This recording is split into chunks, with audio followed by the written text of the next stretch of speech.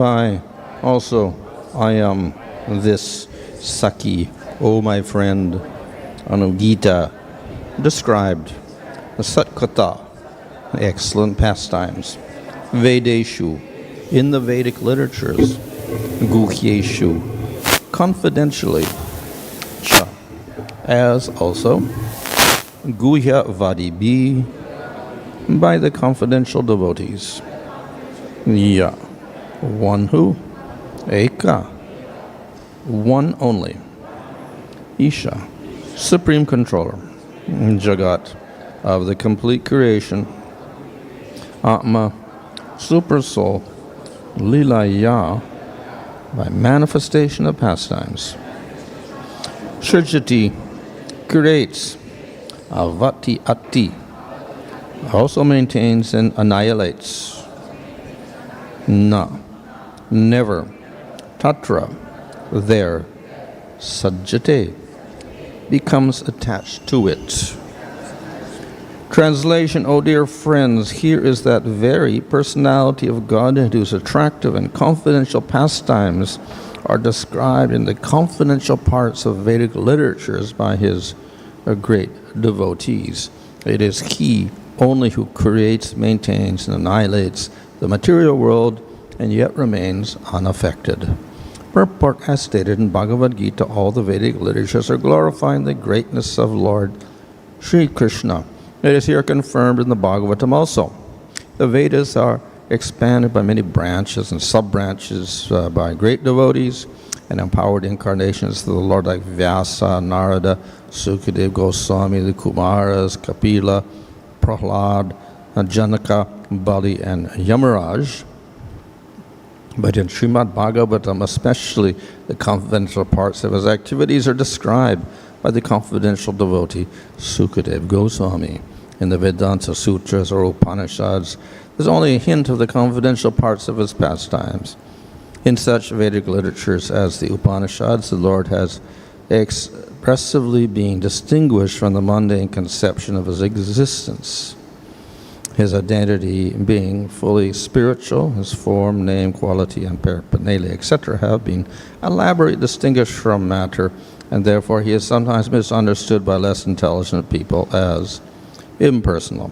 But factually he is the Supreme Person, Bhagavan, and he is partially represented as Paramatma, or impersonal Brahman.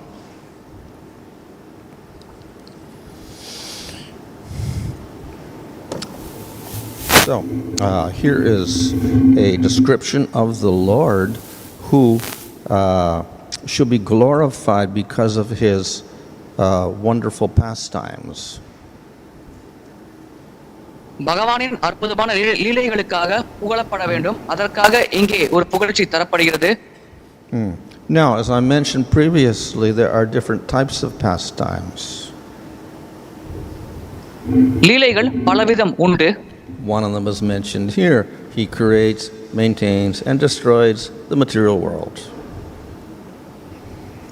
அதில் ஒரு விதம் இங்கே குறிப்பிடப்படுகிறது. அவர் பௌதிக உலகத்தை படைக்கிறார், பராமரிக்கிறார், அழிக்கிறார். So, he is also the soul of the universe, jagad-ātma. பகவான் ஜகத் ஆத்மா ஆவார், பிரபஞ்சத்தின் ஆத்மாவாவார். But he performs pastimes in relation to the material world, but is not contaminated by anything here.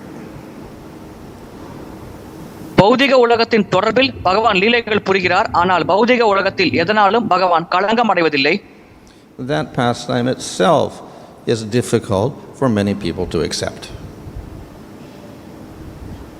அந்த லீலையை ஏற்றுக்கொள்வதே பல மக்களுக்கு கடினமானதாக உள்ளது. So in the modern world, scientists don't accept that there's a creator, Mahavishnu glances over Prakriti and manifests material world. They don't believe that.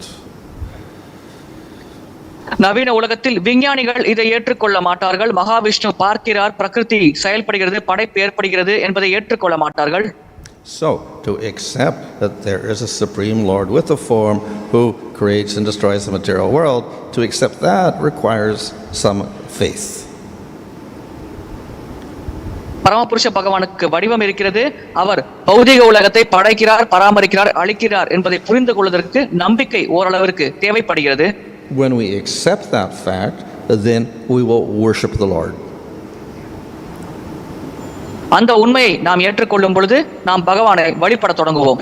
But we will worship the Lord because of his power. ஆனால் பகவானின் சக்தி காரணமாக நாம் பகவானை வழிபடலாம். And thus, in many religions, and of course even in India, the Lord is described as the creator.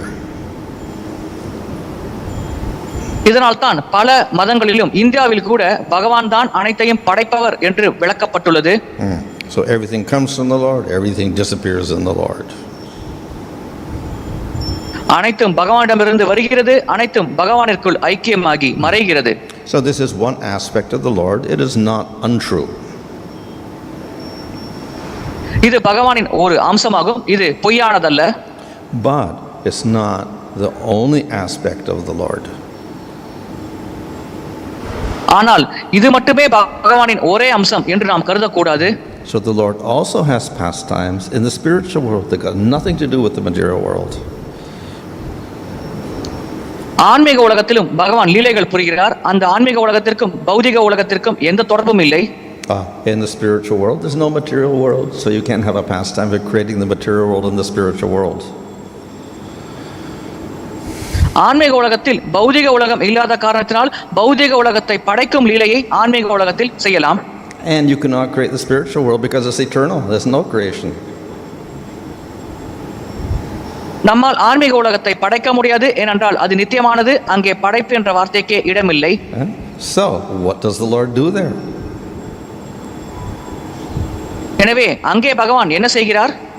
So it may be difficult for people to accept that yes, there is the creator of the material world, creator and destroyer of the material world, but even more difficult to understand that there's also a spiritual world, and there the Lord also has activities with his devotees, but these activities are very difficult to understand.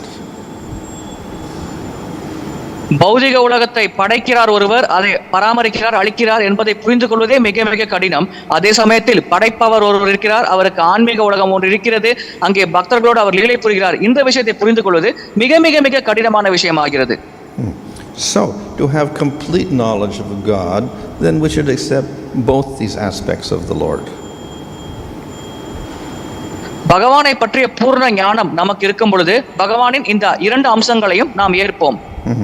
And of course, it's also explained in Bhagavatam that this creation of the material, destruction of the material world, looks like it's a huge event, but it's nothing. பாகவத்தில் விளக்கப்பட்டுள்ளது, பௌதிக உலகத்தின் படைப்பு மற்றும் அழிவு மிகப்பெரிய நிகழ்ச்சியாக நமக்கு தோன்றலாம், ஆனால் இது உண்மையில் மிக மிக அற்பமான ஒரு நிகழ்வாகும். Prabhupada describes this whole, not just one universe, but all the universes together. It's like a little trace of a little cloud in the whole of the spiritual sky. It's nothing. பிரபுபாதர் குறிப்பிடுகிறார், மொத்த ஆன்மீக வானத்தில் இந்த மொத்த பௌதிக படைப்பு என்பது ஒரு சிறிய மேகம் போன்றது. அந்த ஆன்மீக வானத்தோடு ஒப்பிடுகையில் இது மிக மிக அற்பமானது என்று விளக்குகிறார். Nevertheless, just to get to the stage of accepting, a God creates the material world, that also is not untrue, so it's acceptable. பௌதிக உலகத்தை பகவான் படைக்கிறார் என்று ஏற்றுக்கொள்வதும் உண்மையானது அல்ல என்று கருத முடியாது, அது ஏற்கத்தக்க ஒரு விஷயம்தான். But if we can accept and realize the pastimes in the spiritual world, we get much more satisfaction. ஆன்மீக உலகத்தில் பகவான் லீலை புரிகிறார் என்பதை ஏற்றுக்கொண்டு அதை நாம் புரிந்து கொள்ளும் பொழுது நமக்கு இன்னும் அதிகமான திருப்தி கிடைக்கிறது. So, at the beginning of the Bhagavatam in the first canto, it describes that the Lord has three aspects: Brahman, Paramatma, and Bhagavan. முதல் ஸ்கந்தம் பாகவதம் தொடக்கத்தில் பகவானுக்கு மூன்று அம்சங்கள் இருக்கிறது, பிரம்மன், பரமாத்மா, பகவான் என்று விளக்கப்பட்டுள்ளது. So it is Bhagavan who is doing activities in the spiritual world with his devotees. ஆன்மீக உலகத்தில் பக்தர்களோடு செயல்கள் புரிவது பகவான். It is Paramatma who is manifesting this material world and destroying it. பௌதிக உலகத்தை வெளிப்படுத்தி அளிப்பது பரமாத்மா. So what does Brahman do? எனவே பிரம்மன் என்ன செய்கிறார்? Nothing. ஒன்றும் செய்வதில்லை. It doesn't have any form, doesn't have any qualities, doesn't have any activities. பிரம்மனுக்கு வடிவம் கிடையாது, பண்புகள் கிடையாது, செயல்பாடுகள் கிடையாது. But nevertheless, it's also part of Supreme Lord. இருப்பினும் பிரம்மனும் பரமபுருஷ பகவானின் ஒரு பகுதியே ஆகும். So Bhagavatam very carefully says, yes, we can appreciate the Lord as Bhagavan, Paramama and Brahman, but actually they're one person. பாகவதத்தில் தெளிவாக குறிப்பிடப்பட்டுள்ளது, பகவானை பிரம்மன், பரமாத்மா, பகவான் என்ற வடிவங்களில் நாம் பாராட்டலாம், ஆனால் உண்மையில் இவை அனைத்தும் ஒரே நபரைத்தான் குறிக்கிறது. For convenience in the material world, we divide the Lord up into three parts, but actually that's just for our understanding, that's all. But actually he's one person. நம்முடைய வசதிக்காக பௌதிக உலகத்தில் பரமபுருஷ பகவானை 3 பகுதிகளாக பிரிக்கிறோம். இது நம்முடைய புரிதலுக்காக நாம் செய்யும் ஏற்பாடாகும். உண்மையில் அவர் ஒரே நபராவார். However, he can be realized differently by different people. இருப்பினும் பகவானை பலதரப்பட்ட மக்கள் பல விதங்களில் உணரலாம். So Gyanis and Yogis will realize him as Brahman. ஞானிகளும் யோகிகளும் பகவானை பிரம்மனாக உணர்கிறார்கள். Yogis and even devotees can appreciate him as Paramatma. யோகிகளும் பக்தர்களும் பகவானை பரமாத்மாவாக பாராட்டலாம். And devotees will appreciate him as Bhagavan. பக்தர்கள் அவரை பகவான் என்று பாராட்டுவார்கள். So all of these people get a realization of the Lord, but realization of Bhagavan is complete. இந்த அனைத்து நபர்களும் பகவானை பற்றிய உணர்தலை பெறுவார்கள், ஆனால் பகவான் என்ற நிலையில் அவரை உணர்வது பூர்ணமானது. And thus it is a superior realization. எனவே இது மிக உயர்ந்த உணர்தலாகும். So this is what is glorified in the Bhagavatam. Though Brahman and Paramama are described, nevertheless Bhagavan is most glorified. இதுதான் பாகவதத்தில் அதிகமாக புகழப்படுகிறது. பிரம்மன் பரமாத்மா பற்றிய விளக்கங்கள் பாகவதத்தில் தரப்பட்டாலும் பகவானை பற்றிய புகழ்ச்சி தான் பாகவதத்தில் அதிகமாக உள்ளது. So by different means we will realize the Lord differently. பல வழிகளை கடைபிடித்து பகவானை நாம் பல விதங்களில் உணரலாம். So by jnana we can realize the Lord as Brahman. ஞான மார்க்கத்தின் மூலமாக பகவானை பிரம்மனாக நாம் உணரலாம். Why does jnana only give Brahman realization? ஏன் ஞான மார்க்கம் பிரம்மன் உணர்தலை மட்டும் நமக்கு வழங்குகிறது? Because in the sadhana of jnana, the jnani is saying, this Brahman has no qualities, has no form, has no activities. So that's what he attains. ஏனென்றால் ஞான மார்க்கத்தை சாதன வழிமுறையாக கடைபிடிக்கும் பொழுது ஞானி பிரம்மனுக்கு வடிவமில்லை, குணங்கள் இல்லை, பண்புகள் இல்லை என்று குறிப்பிடுகிறார். எனவே அந்த இலக்கைத்தான் அவர் அடைகிறார். In the second canto of Bhagavatam, it's explained that some of the yogis concentrate upon Paramatma form with 4 arms in the heart. So they attain that form. Bhagavatam 2ஆம் ஸ்கந்தத்தில் விளக்கப்பட்டுள்ளது. சில யோகிகள் 4 கை பரமாத்மா வடிவத்தின் மேல் தியானிக்கிறார்கள். எனவே அவர்கள் அந்த வடிவத்தை அடைகிறார்கள். And through devotion, the devotees establish a relationship with the Lord and they realize Bhagavan. பக்தி மூலமாக பக்தர்கள் பகவானோடு ஒரு உறவு முறையை ஸ்தாபிக்கிறார்கள். அதன் மூலமாக அவர்கள் பகவானை உணர்கிறார்கள். So they're all realizing the Lord, but slightly differently. இவர்கள் அனைவருமே பகவானை உணர்கிறார்கள், ஆனால் அந்த உணர்தல் சற்று மாறுபட்டு உள்ளது. In Bhagavatam also the example is given of the senses. பாகவதத்திலும் புலன்களின் உதாரணம் தரப்பட்டுள்ளது. So if you observe milk with your eye only, you can get some true knowledge of milk. பாலை நம்முடைய கண்கள் மூலமாக நாம் கவனித்தால் பாலின் பற்றிய ஒரு உண்மையான ஞானம் நமக்கு கிடைக்கும். What's the knowledge? Milk is white. அது என்ன ஞானம்? பால் வெள்ளை நிறமானது. Of course, so many other things are white also. வெள்ளை நிறத்தில் இன்னும் பல விஷயங்கள் உள்ளது. If we use our touch, it is liquid. தொடு உணர்வை நாம் பயன்படுத்தினால் அது ஒரு திரவம் என்று நாம் புரிந்து கொள்ளலாம். But if you only use touch and not our eye, yes, it could be water, it could be anything. ஆனால் தொடு உணர்வை மட்டும் நாம் பயன்படுத்தி கண்களை பயன்படுத்தாவிட்டால் நாம் தொடும் விஷயம் நீராக இருக்கலாம் அல்லது வேறு எந்த திரவமாகவும் இருக்கலாம். If we use the tongue, then we say, oh, milk is delicious, it is sweet, I will drink it. நாக்கை நாம் பயன்படுத்தினால் பால் மிக மிக சுவை மிகுந்தது, அதை நாம் பருகலாம் என்று நாம் புரிந்து கொள்வோம். Nevertheless, if we don't use our eyes, we wouldn't know what color the milk was. இருப்பினும் நாம் கண்களை பயன்படுத்தாவிட்டால் பாலின் நிறம் என்ன என்பதை பற்றி நமக்கு தெரியாது. So through the different senses, we get some different types of knowledge of milk.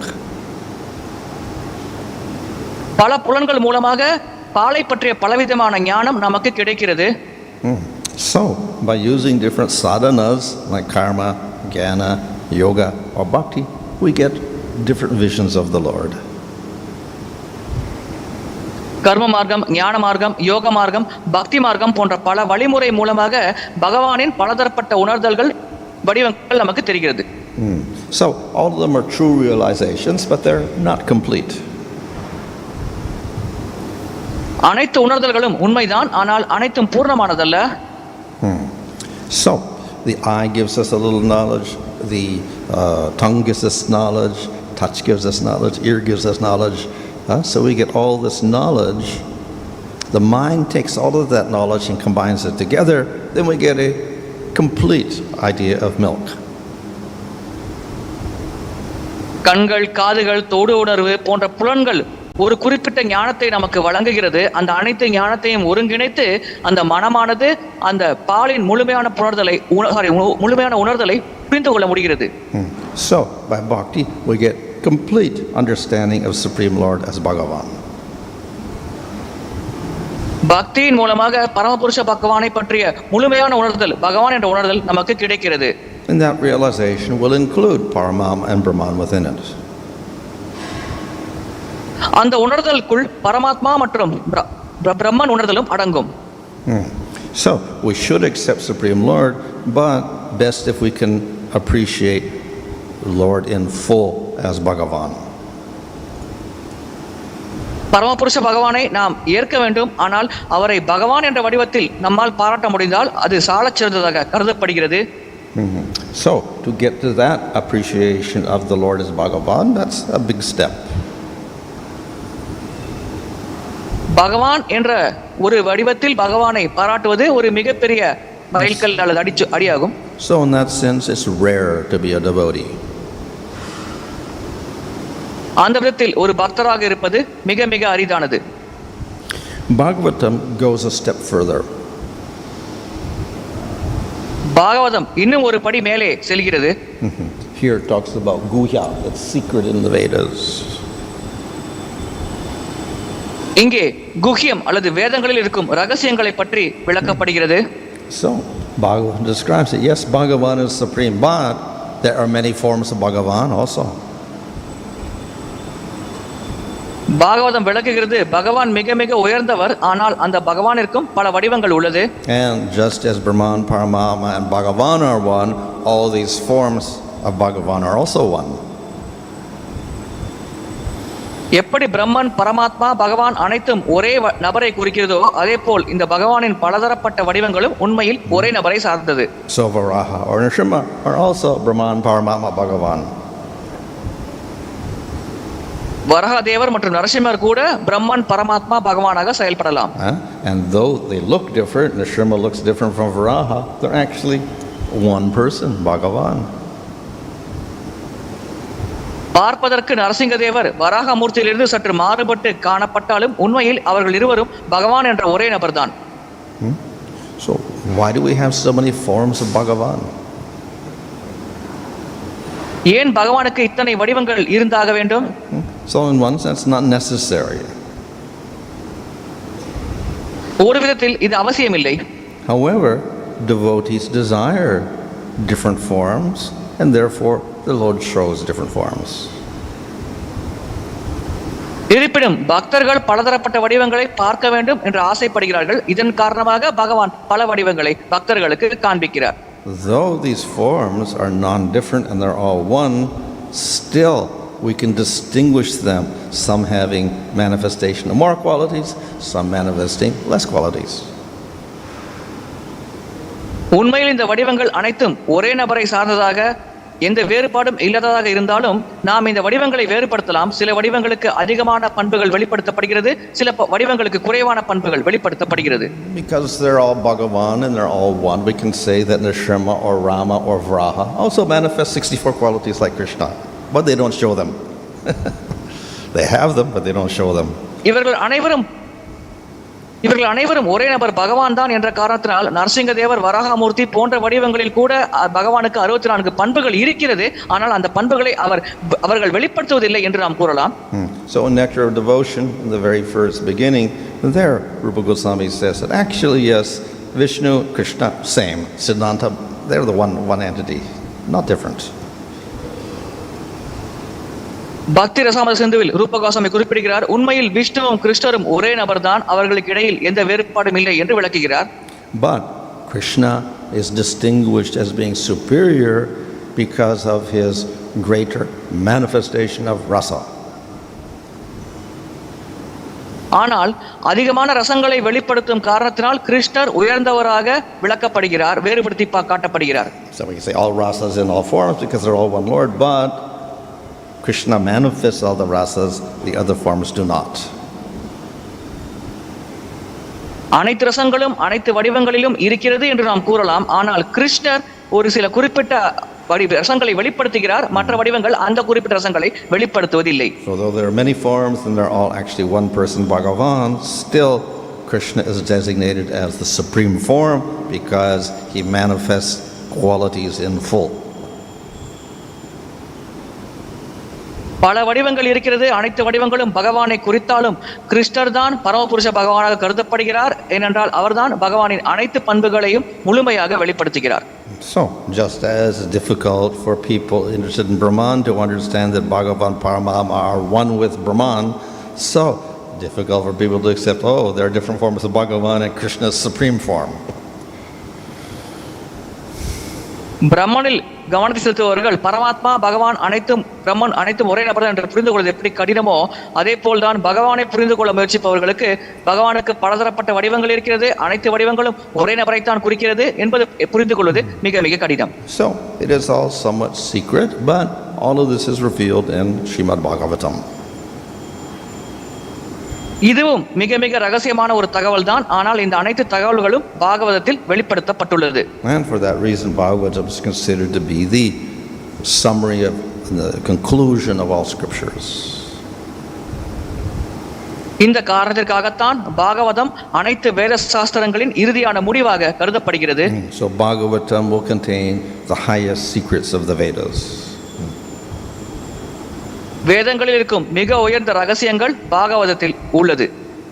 So here the women of Hastinapur are glorifying Krishna. So it's not the Brahman feature, somewhat the Paramatma feature, but ultimately they see Krishna before them walking out of the palace, getting in his chariot. So they're glorifying Bhagavan. And not just one Bhagavan, but Krishna as Bhagavan. இங்கே ஹஸ்தினாபூர் பெண்கள் கிருஷ்ணர் துவாரகை அரண்மனையை விட்டு வெளியேறி ரதத்தில் ஏறுவதை பார்த்து புகழ்கிறார்கள். அவர்கள் பிரம்மன் என்ற அம்சத்தை புகழவில்லை, பரமாத்மா என்ற அம்சத்தை புகழவில்லை, பகவான் என்ற அம்சத்தை, குறிப்பாக கிருஷ்ண வடிவத்தில் இருக்கும் பகவான் என்ற அம்சத்தை அவர்கள் புகழ்கிறார்கள். So he is the person who is worthy of full glorification. கிருஷ்ணர் தான் முழுமையான புகழ்ச்சிக்கு தகுதி வாய்ந்த நபர் ஆவார். His secondary aspect is to create and destroy the material world. பௌதிக உலகத்தை படைத்து அழிப்பது பகவானின் இரண்டாம் பட்ச அம்சமாகும். Hare Krishna.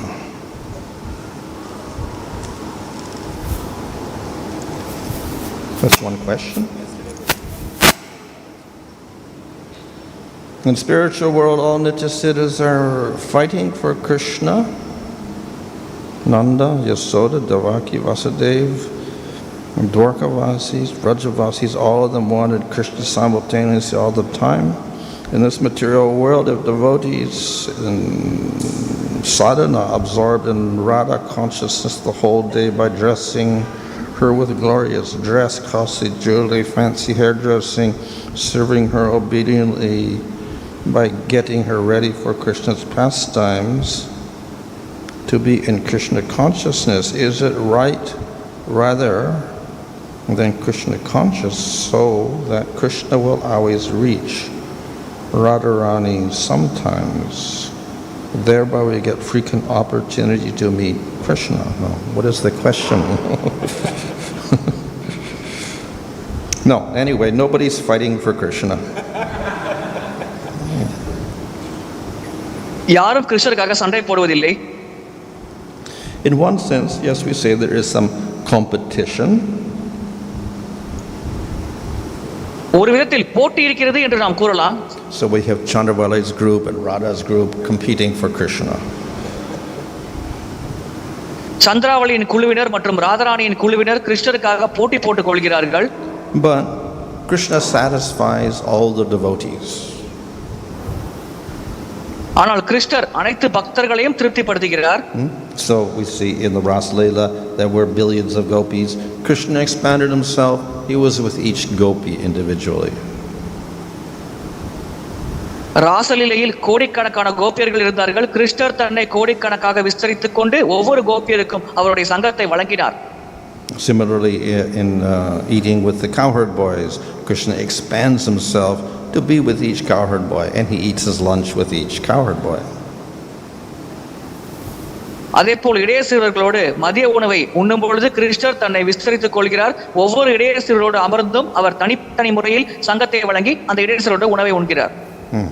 So, in that way, though it looks like there's competition because of so many devotees, Krishna, because he is Supreme Lord, he satisfies each devotee. பல பக்தர்கள் இருக்கும் காரணத்தினால் போட்டி நிலவுவது போல தெரிந்தாலும் கிருஷ்ணர் பரமபுருஷ பகவானாக செயல்படும் காரணத்தினால் ஒவ்வொரு பக்தரையும் பகவான் திருப்திப்படுத்துகிறார். Hare Krishna Maharaj.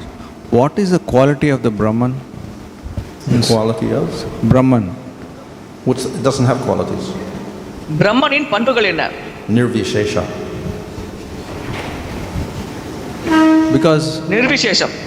we say Atma also considers Brahman. How do you define the Atma? Atma we also define as Satchidananda-vigraha. Brahman realization is Atma realization. So what this Satchidananda-vigraha applies to Brahman also, applies to Atma also. Satchidananda? Vigraha. Well, in Brahman we don't have a form. There's no vigraha. சச்சிதானந்த விக்கிரகம். சச்சிதானந்த விக்கிரகம் ஆத்மாவுக்கும் பிரம்மனுக்கும் பொருந்துமே. இது எப்படி புரிந்து கொள்வது என்பது கேள்வி. பிரம்மனில் வடிவம் இருப்பதில்லை. Now, the jiva does have a swarup. In other words, he is a conscious being. He is capable of experiencing, is capable of bliss, capable of knowing, capable of acting, etc. He has many qualities which are intrinsic in jiva. ஜீவாத்மாவிற்குள் பல பண்புகள் இருக்கிறது. அது பகவானின் நித்தியமான பகுதியாக இருக்கிறது. உணர்வுகளை பெற முடிகிறது, பல விதமான அனுபவங்களை பெற முடிகிறது, உணர்வு கொண்டிருக்கிறது. இது போன்ற பல விஷயங்கள் ஜீவாத்மாவின் அங்கமாக செயல்படுகிறது. When the jiva realizes Brahman, he realizes he is a conscious being, but he is not conscious of anything because there is no duality. ஜீவாத்மா பிரம்மனை உணரும் பொழுது தான் ஒரு உணர்வுள்ள உயிர்வாளி என்று புரிந்து கொள்கிறது. ஆனால் மற்ற விஷயங்களை பற்றி அந்த ஜீவாத்மாவால் புரிந்து கொள்ள முடியாது. So that state is considered, is called chinmatra. Consciousness alone is not aware of anything though, because there's nothing to see, non-dual. There's no duality. எனவே அந்த நிலை சின்மத்ரா என்று விளக்கப்படுகிறது. அதாவது அங்கே உணர்வு மட்டுமே இருக்கும், தன்னை சுற்றி இருக்கும் விஷயங்களை பற்றிய ஒரு அனுபவம் அல்லது அறிவு அந்த உயிர் வழிக்கு இருக்காது. How does he reach that state? Because that's what he desires. He desires a state of just being conscious. That's all. எப்படி அவர் அந்த நிலையை அடைகிறார்? அது அந்த நிலையை அடைய வேண்டும் என்றுதான் அவர் ஆசைப்படுகிறார். எனவே முயற்சி செய்து அந்த நிலையை அவர் அடைகிறார்.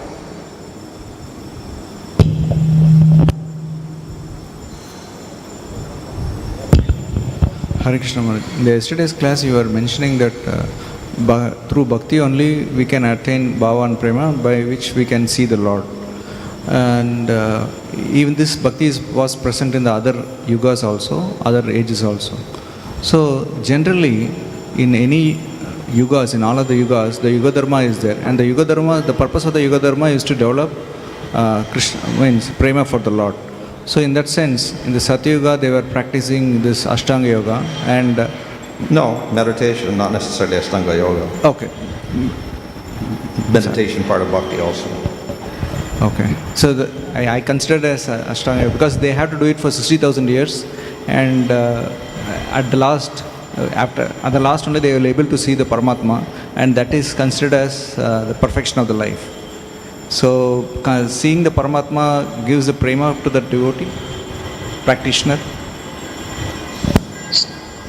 சத்திய யுகத்தில் 60,000 ஆண்டுகள் தவம் செய்தால் அவர்கள் பரமாத்மாவை பார்க்க முடியும். அதுதான் வாழ்க்கையின் பக்குவ நிலையாக கருதப்பட்டது. எனவே பரமாத்மாவை பார்ப்பதன் மூலமாக அந்த உயிர்வாழி பிரேம நிலை அடைய முடியுமா? So actually what is said is that in the different yugas, through meditation, through homa, through deity worship and kirtan, one realizes the same Lord. பல யுகங்களில் தியானம், ஹோமம், கீர்த்தனம் மூலமாக ஒருவர் ஒரே பகவானை பற்றிய உணர்தலை தான் பெறுகிறார். So they're all forms of bhakti, and through that we can realize Bhagavan. இவை அனைத்தும் பக்தியின் பல வடிவங்களாகும். இதன் மூலமாக நாம் பகவானை உணரலாம். It doesn't mean that in Satya Yuga they did Ashtanga yoga, in Treta Yuga they did Karma yoga, or whatever like that. Doesn't mean that. சத்தியுகத்தில் அவர்கள் அஷ்டாங்க யோகத்தை செய்தார்கள், திரேதா யுகத்தில் கர்ம யோகத்தை செய்தார்கள் என்று நாம் புரிந்து கொள்ளக்கூடாது.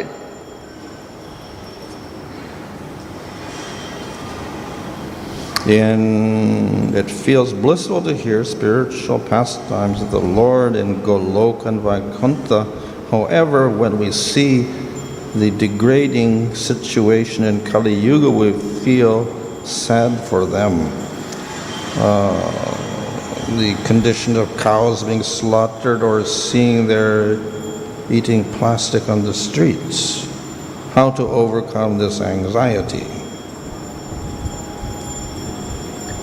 ஆன்மீக உலகத்தில் பகவான் லீலைகளை பற்றி கேட்கும் பொழுது அது ஆனந்தம் தரும் வகையில் இருக்கிறது. ஆனால் பௌதிக உலகத்தில் பசுவதை மற்றும் தெருக்களில் பசுக்கள் பிளாஸ்டிக் பொருட்களை உட்கொண்டு பலவிதமான பிரச்சனைக்கு உட்படுவதை பார்க்கும் பொழுது நமக்கு கவலை ஏற்படுகிறதே. இதிலிருந்து நாம் எப்படி விடுபடுவது?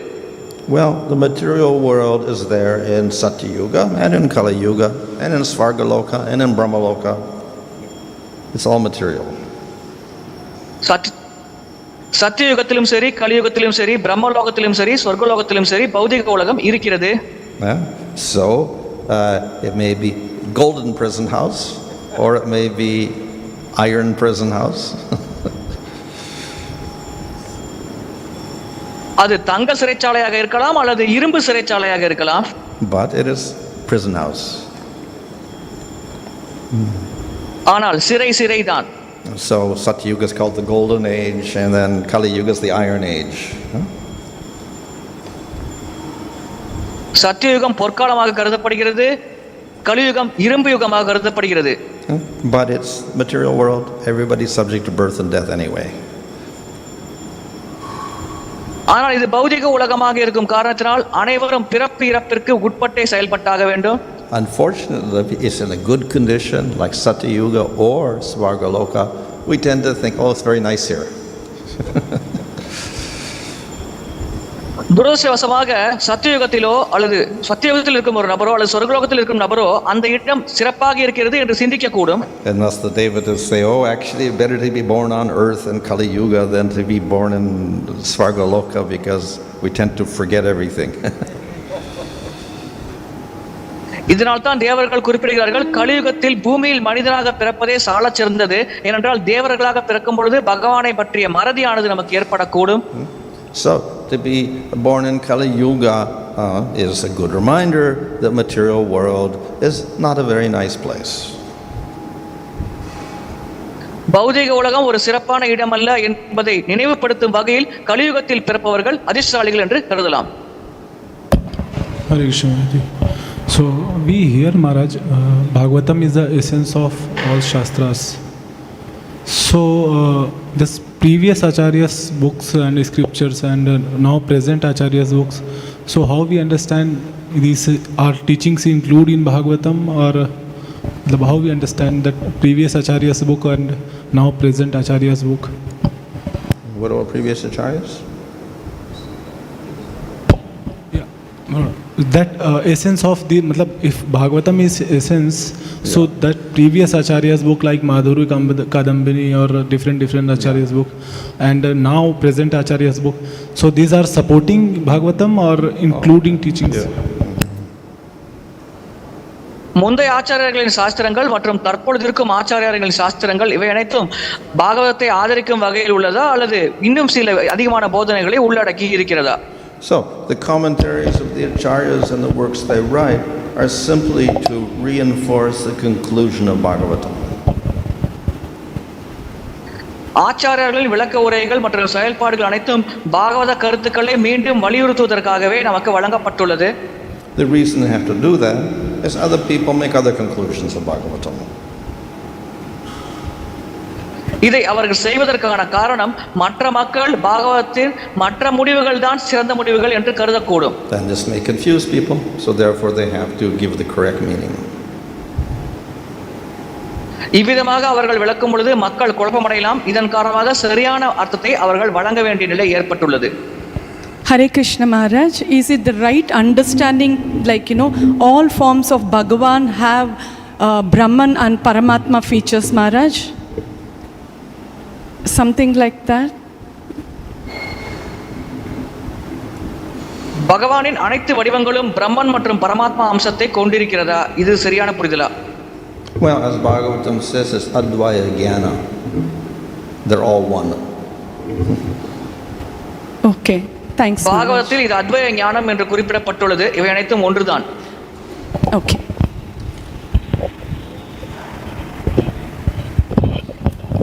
Online questions, please. Hare Krishna Maharaj, there are around 115 devotees attending through various online platforms and there are few questions. The first question is from Her Grace Prema Bhakti Mataji. Sometimes devotees feel saturation in the devotional service, but bhakti is dynamic as it is increasing ananda ever.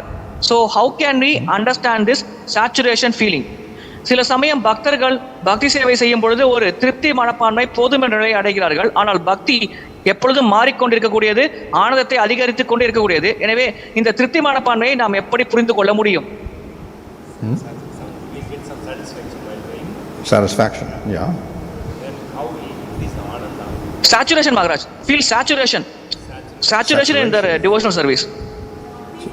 So, Bhakti is ever increasing. yes. Ananda is ever increasing. But some devotees got stuck in some place. So then, why they get stuck? Yes, Maharaj. Oh, okay. So, there are different levels of bhakti. பக்தியில் பல நிலைகள் உள்ளது. And of course, as we advance, we get closer to ananda, which means we go to bhava and prema. நாம் முன்னேற ஆனந்தத்தை நெருங்குகிறோம். இதன் பொருள் நாம் பாவா மற்றும் பிரேம நிலைகளை நெருங்குகிறோம். So, the bhakti should grow like a plant. பக்தி ஒரு செடியை போல வளர வேண்டும். So the question is, well, we get stuck someplace. இங்கே கேள்வி, ஏதேனும் ஒரு இடத்தில் நாம் சிக்கிக் கொள்கிறோமா? There could be two feelings. Well, this is the extent of bliss and bhakti. I don't need any more. Therefore, I'll do something else. இரண்டு வகையான உணர்வுகள் இருக்கலாம். இதுதான் பக்தியின் எல்லை, இதை தாண்டி எனக்கு எதுவும் வேண்டாம் என்று ஒருவர் நினைக்கலாம். Or I'm not getting any bliss at all, so why should I do it? அல்லது எனக்கு எந்த ஆனந்தமும் கிடைக்கவே இல்லை, எனவே இதை நான் ஏன் கடைபிடிக்க வேண்டும் என்று அவர் சிந்திக்கலாம். So this means that the bhakti is not being performed properly. இதன் பொருள் அவர் பக்தியை சரியாக கடைபிடிக்கவில்லை என்பதே ஆகும். The plant is not growing. அந்த செடி வளரவில்லை. In the very beginning of Nectar Devotion, Goswami explains second quality of bhakti is subhada. பக்தி ரசாமத சிந்துவின் தொடக்கத்திலேயே ரூப கோஸ்வாமி விளக்குகிறார், பக்தியில் வெளிப்படும் இரண்டாவது பண்பு Subhada. And one definition of subha, giving auspiciousness, is it gives happiness. Subha அல்லது மங்களகரமான விளைவுகளை உருவாக்கக்கூடியது என்பதன் ஒரு விளக்கம், அது மகிழ்ச்சியை நமக்கு தருகிறது. And this quality will manifest in sadhana bhakti. இந்த பண்பு சாதன பக்தியில் வெளிப்படும். Of course, like kleshagni, destruction of suffering, these two qualities will continue in bhava, and they'll be even more manifest in prema. கிளேஷாக்னி, துன்பங்கள் அழிவது, அதை போலவே இந்த இரண்டு பண்புகளும் பாவ நிலையிலும் தொடரும், பிரேம நிலையில் இது இன்னும் அதிகமாக வெளிப்படும். In prema, it takes the form of sandara ananda or intense bliss. பிரேம நிலையில் அது சந்தரானந்தா அல்லது தீவிரமான ஆனந்தம் என்ற நிலையை ஏற்கும். So in sadhana we get some bhakti sukha, and gradually it increases until we get intense prema, intense ananda in prema. சாதன பக்தியில் நமக்கு பக்தி சுகம் கிடைக்கும். அது படிப்படியாக அதிகரித்து பிரேமை நிலையில் தீவிரமான ஆனந்தத்தை நமக்கு வெளிப்படுத்தும். If the tree stops growing, then we won't get full happiness. மரம் வளர்வது நின்றுவிட்டால் முழுமையான மகிழ்ச்சி நமக்கு கிடைக்காது. And rather we will seek happiness from things in the material world. இதனால் பௌதிக உலகத்தில் இருக்கும் விஷயங்களிலிருந்து நாம் மகிழ்ச்சியை பெற முயற்சிப்போம். So in other words, the weeds in the garden will be more attractive than the bhakti lata. வேறு வார்த்தைகளில் கூற வேண்டுமென்றால் பக்தி லதா என்ற விதையை விட அந்த தோட்டத்தில் இருக்கும் மற்ற கலைகள் கவர்ச்சிகரமானதாக நம் கண்களுக்கு புலப்படும்.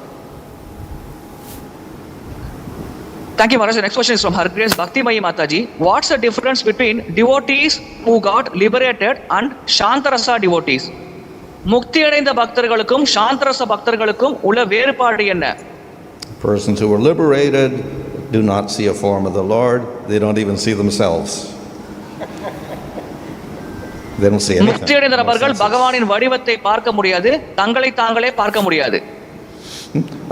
Person with Shantarasa has a relationship with the Lord. Rasa means relationship with Bhagavan. சாந்தரசத்தில் இருப்பவர்கள் பகவானோடு ஒரு உறவுமுறை கொண்டிருப்பார்கள். ரசம் என்றால் பகவானோடு ஒரு உறவுமுறை. When Krishna came into Kamsa's arena, there were some yogis there in the arena, and they saw Krishna in Shantarasa. They saw Krishna. கம்சனின் அந்த இடத்திற்குள் கிருஷ்ணர் வரும்பொழுது அங்கே சில யோகிகள் இருந்தார்கள், அவர்கள் கிருஷ்ணரை பார்த்தார்கள். The Gyanis and the yogis can't even see the ray of light from the toenail of Krishna. ஞானிகளும் யோகிகளாலும் அந்த பகவானின் கால் கட்டவிலிருந்து வரக்கூடிய ஒளியை கூட பார்க்க முடியாது. Thank you. The next question is from His Grace Kanishka Prabhu. You mentioned that those who try to understand Bhagavan feature can't understand other forms of the Lord as Krishna. Is it okay to remain like that, or we should change that? பகவான் அம்சத்தை உணர்பவர்களால் பகவானின் மற்ற வடிவங்கள் கிருஷ்ண வடிவத்தை கூட சரியாக புரிந்து கொள்ள முடியாது என்று நீங்கள் குறிப்பிட்டீர்கள். இந்த நிலையில் இருப்பது சரியா அல்லது இந்த நிலையில் இருந்து ஒருவர் மாற்றம் அடைய வேண்டாமா? Well, I didn't say exactly that. What I said is that some people can appreciate Bhagavan. Okay, well, let's worship Supreme Lord with the form, qualities, and activities, go to the spiritual world, but they cannot appreciate that Krishna is the highest form. நான் அபிதமாக கூறவில்லை. அவர் சில நபர்கள் பகவானை ஏற்பார்கள், அவரின் செயல்களை பாராட்டுவார்கள், அதனால் ஆன்மீக உலகத்தை அடைவார்கள். ஆனால் கிருஷ்ணர் தான் பகவானின் மிக உயர்ந்த வடிவம் என்றவாறு அவர்கள் ஏற்க மாட்டார்கள் என்று கூறினேன். So, if they're attracted to any form of Bhagavatam, that is fine. பாகவத்தின் எந்த வடிவத்தில் அவர்கள் கவர்ச்சி அடைந்தாலும் அது நல்லது. Thus, Murari Gupta could not give up worshipping Rama, and Lord Chaitanya said, fine. Murari குப்தரால் Ramar வழிபாட்டை கைவிட முடியவில்லை. சைத்தன்ய மகாபிரபு அதை ஏற்றுக்கொண்டார். Venkat Bhatta in Srirangam was worshipping Vishnu, and Krishna said, okay, you worship Vishnu. ஸ்ரீரங்கத்தில் விஷ்ணு வழிபாடு செய்தவரை சைத்தன்ய மகாபிரபு ஏற்றுக்கொண்டார். விஷ்ணுவை தொடர்ந்து வழிபடுங்கள் என்று கூறினார். Thank you so much, Maharaj. There are no further questions online. Thanks for the wonderful class.